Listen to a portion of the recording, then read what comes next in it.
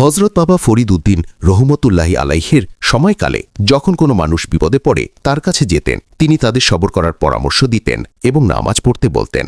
এবং তিনি প্রায় সময় মানুষদেরকে ইসলামের দাওয়াত দিতেন, ইসলামের নানান বিষয় নিয়ে আলাপ আলোচনা করতেন।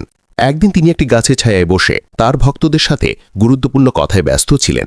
এমন সময় সেখান দিয়ে এক অমুসলিম দুধলি নারী মাথায় কলসি নিয়ে চিন্তিত অবস্থায় যাচ্ছিলেন। হজরত শেখ ফরিদউদ্দিন ছিলেন আল্লাহর ওলি, তাই তিনি মহিলাটিকে দেখেই বুঝে গেলেন যে মহিলাটি দুশ্চিন্তাগ্রস্ত।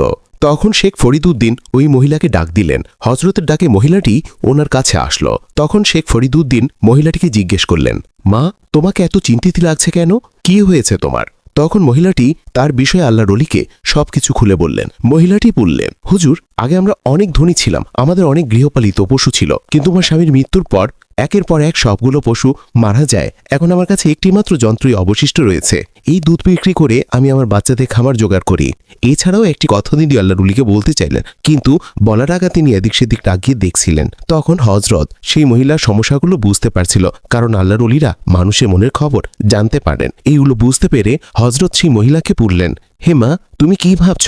নির্দ্বিধায় বলে ফেলো, কোনো ভয় করো না, আমরা মুসলমানরা তোমার কষ্ট বুঝব।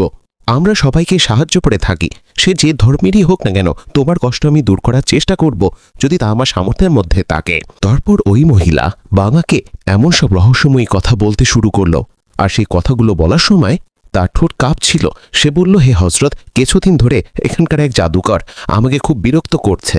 তারা আমাকে বলে আমার ছাগলের যত দুধ আছে সমস্ত দুধটা তাদেরকে দিয়ে দেওয়ার জন্য। আমি প্রথমে তাদের কথা কোনো গুরুত্ব দেইনি, কিন্তু পরের দিন যখন আমি আমার গ্রামে দুধ বিক্রি করতে যাই, তখন আবার তারা আমার কাছে আসে এবং বলতে শুরু করে, আমাদের জাদুকর গুরুত্বর ছাগলের সমস্ত দুধ চাচ্ছেন, তুমি তাকে ফিরিয়ে দিতে পারো না, তোমাকে দুধ দিতেই হবে, তার কথা কেউ ফেলতে পারেন না।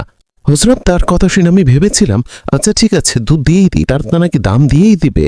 অতঃপর তাদেরকে দুধ দেওয়ার পর যখন দুধের দাম চাইলাম, তখন তারা আমাকে বলতে লাগলো, আমরা দিয়ে জিনিস একবার নেই, তার কোনো দাম দিতে হয় না, তুমি এখান থেকে 1 টাকাও পাবে না। অতঃপর আমি যখন টাকা ছাড়া দুধ দিতে বারণ করলাম, তখন তারা আমাকে অভিশাপ দিল। হুজুর, এই জাদুকরের মুখ এতই অভিশপ্ত ছিল যে তারা অভিশাপ দেওয়ার সাথে সাথে ওই বাটি ভরা দুধগুলো পোকায় কীট পতঙ্গে পরিণত হয়ে যায়। আমি প্রথম দিন এটাকে দুর্ঘটনা ভেবেছিলাম, কিন্তু পরের দিনও ঠিক এরকমই হয়েছিল। আমি যে পাত্রের ছাগলের দুধ ভরে নিতাম, সেই পাত্রটি পোকামাকড়ে ভরে যেত।